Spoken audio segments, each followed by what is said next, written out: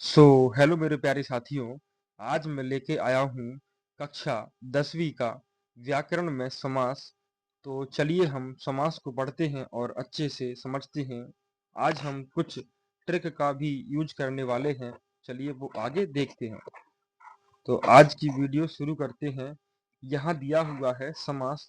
तो समास की परिभाषा लिखी हुई है यहाँ पर कि दो या दो से अधिक शब्दों के मेल से जो शब्द बनता है उसे हम समास कहते हैं।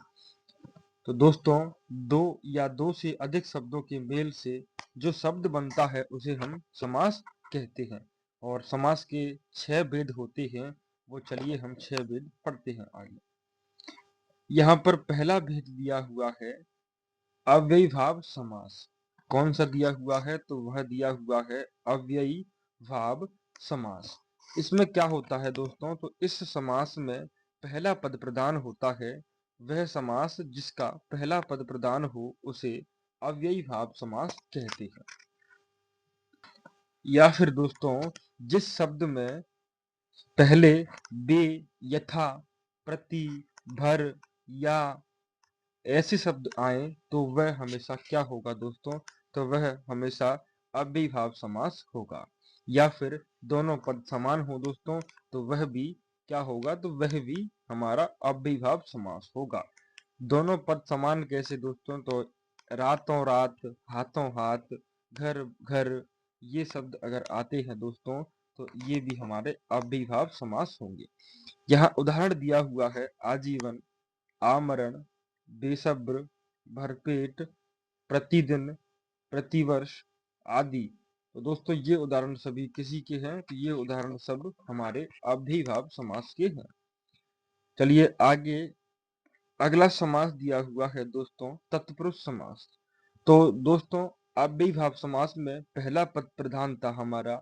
अब तत्पुरुष समास में हमारा दूसरा पद प्रधान होगा दोस्तों। ठीक है, जैसे कि उदाहरण दिए हुए हैं हमारे कुछ। तो उदाहरण है हमारे जैसे लाठी चोर। तो दोस्तों पहला पद कौन सा है इसमें? लाठी। और दूसरा पद कौन सा है इसमें? चोर। तो लाठी को चुराने वाला। अगर दोस्तों मैं इसको काट दूं चुराने वाले को तो मुझे पता नहीं पड़ेगा कि लाठी क्या। तो इसमें क्या होता है दोस्तों? इसमें दूसरा पद हमारा क्या होता है? दूसरा पद प्रधान होता है।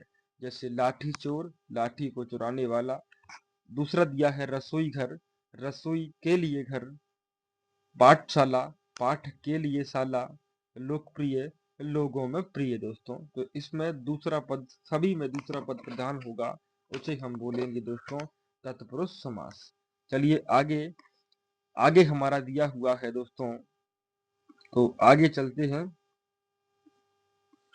आगे दिया हुआ है समास दोस्तों, वह दिया हुआ है द्वंद्व समास।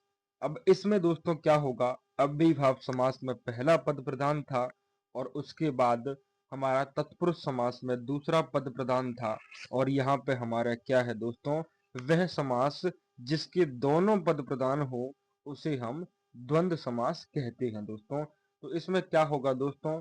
दोनों पद प्रधान होंगे, यानी दोनों शब्दों या फिर दोनों पदों की हमारी क्या होगी? कुछ ना कुछ महत्व होगा। जैसे भाई बहन। तो दोस्तों भाई बहन में दोनों पद कैसे हैं? दोनों पद हमारे प्रधान हैं। लड़का लड़की, तो लड़का और लड़की दोनों पद क्या होंगे दोस्तों? प्रधान होंगे। भला बुरा, भला और बुरा। माता पिता, माता और पिता। दोस्तों अगर आपसे कोई पूछे, उदाहरण दे रहा हूँ दोस्तों, कि भाई बहन में मालिक कौन है, तो आप कह नहीं सकते कि भाई या बहन। तो दोस्तों इसमें दोनों क्या होंगे? दोनों पद प्रधान होंगे हमारे। तो वह समास कौन सा होगा? तो वह समास होगा हमारा द्वंद्व समास। अगला दिया हुआ है दोस्तों द्विगु समास। कौन सा है अगला? तो द्विगु समास। इसमें दोस्तों सिंपल सी बात है कि इसमें पहला पद क्या होता है? संख्यावाचक होता है। जैसे कि 1, 2, 3, 4, 5। पहला पद हमेशा इसमें क्या होगा? संख्यावाची होगा। तो वह हमेशा क्या होगा? द्विगु समास कहलाता है दोस्तों। तो चलिए दोस्तों इसको और सॉल्व कर लेते हैं। यहाँ पर उदाहरण दिए हैं नव रत्न। जैसे कि दोस्तों 9 रत्न का समूह। तो ये हमारा 9 क्या है दोस्तों? तो ये हमारा एक संख्यावाची शब्द है, इसलिए ये हमेशा किस में आएगा दोस्तों? तो ये आएगा हमेशा द्विगु समास में। आगे दिया है सप्तद्वीप, 7 द्वीपों का समूह, और दिया है अगला नवग्रह, यानी दोस्तों 9 ग्रहों का समूह। आगे चौगुना, 4 गुना, तो सब में दोस्तों देखो पहला पद क्या होगा? पहला पद हमेशा संख्यावाची होगा। तो यह समास कौन सा होगा? तो दोस्तों यह समास होगा द्विगु समास। और द्वंद्व समास में क्या था? तो दोस्तों द्वंद्व समास में दोनों पद प्रधान थे। और अव्ययीभाव समास में क्या था दोस्तों? तो पहला पद प्रधान था और तत्पुरुष समास में दूसरा पद प्रधान था। अगला समास दिया है दोस्तों कर्मधारय समास। तो दोस्तों कर्मधारय समास में क्या है? तो वह समास जिसमें एक पद विशेषण तथा दूसरा पद विशेष होता है, उसे कर्मधारय समास कहते हैं दोस्तों। तो ये विशेषता की भी विशेषता बतलाता है, उसे हम किस समास में गिनते हैं? तो उसे हम गिनते हैं दोस्तों कर्मधारय समास में। आगे एक ट्रिक दी हुई है इनको पहचानने की। दोस्तों विशेषता बताने वाले शब्द को हमेशा कर्मधारय समास कहते हैं। किसी की भी विशेषता बतलाए उन शब्दों को क्या कहते हैं दोस्तों? तो उन शब्दों को हम हमेशा क्या कहते हैं? कर्मधारय समास। जैसे कि महात्मा, महान है जो आत्मा। तो दोस्तों क्या विशेषता बतला रही है? तो हाँ, जैसे महावीर, तो महान है जो वीर, यानी वीर कैसा है? तो वो विशेषता है महान, और वीर भी क्या है? एक विशेषण। तो ये हमारा विशेषण हुआ और ये हमारी विशेषण हुई। आगे दिया है नीलकमल, नीला है जो कमल। ऐसे शब्द दोस्तों किस में आते हैं? तो ये आते हैं हमेशा कर्मधारय समास में। चलिए दोस्तों आगे अगला दिया हुआ है बहुव्रीहि समास। दोस्तों कौन सा दिया हुआ है? बहुव्रीहि समास। तो वह समास जिसका दोनों पद प्रधान ना हो दोस्तों, इसमें इसके दोनों पदों की कोई भी प्रधानता ना हो दोस्तों। अर्थात क्या हो दोस्तों? कि दोनों पदों का अर्थ कोई और अन्य पद निकले, उसको हम बोलेंगे बहुव्रीहि समास। जैसे कि उदाहरण से स्पष्ट होगा, दशानन, 10 सिर हैं जिनके, अर्थात रावण। तो दोस्तों हमारा शब्द क्या था? दशानन, लेकिन किसके बारे में बोला गया? वो रावण के बारे में बोला गया दोस्तों। तो ये होगा हमेशा हमारा कौन सा? बहुव्रीहि समास। जैसे नीलकंठ, तो नीला कंठ है जिसका, जैसे कि शिव जी।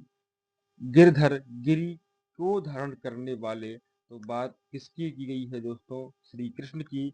महावीर, महान है जो वीर, दोस्तों किसकी बात की गई है? तो महावीर की। तो ये थे हमारे बहुव्रीहि समास के कुछ उदाहरण दोस्तों। बहुव्रीहि समास में क्या होगा? तो उसमें होगा किसी अन्य पद की बात की गई होगी दोस्तों। पहला कौन सा था दोस्तों? तो पहला था अव्ययीभाव समास जिसमें पहला पद प्रधान था। दूसरा था हमारा तत्पुरुष समास जिसमें हमारा दूसरा पद प्रधान था। और अगला था हमारा तो दोस्तों द्वंद्व समास जिनमें दोनों पद प्रधान थे। और इससे अगला था हमारा द्विगु समास जिसमें हमारा पहला पद क्या होगा दोस्तों? संख्यावाचक होगा। और दोस्तों कर्मधारय समास में वह समास जिसमें एक विशेषण तथा दूसरा क्या होगा? विशेष होगा। तो एक तो उसमें विशेषण होगा दोस्तों, और एक हमारा उसमें विशेष होगा, यानी विशेषण की विशेषता बतलाने को हम विशेष कहते हैं दोस्तों। ठीक है, तो ये थे हमारे कुछ क्लास 10th हिंदी के दोस्तों व्याकरण के सारे समास तो हमने पढ़ लिए आज दोस्तों। अगर वीडियो अच्छी लगी हो तो वीडियो को एक लाइक और चैनल को सब्सक्राइब जरूर कर लें। धन्यवाद।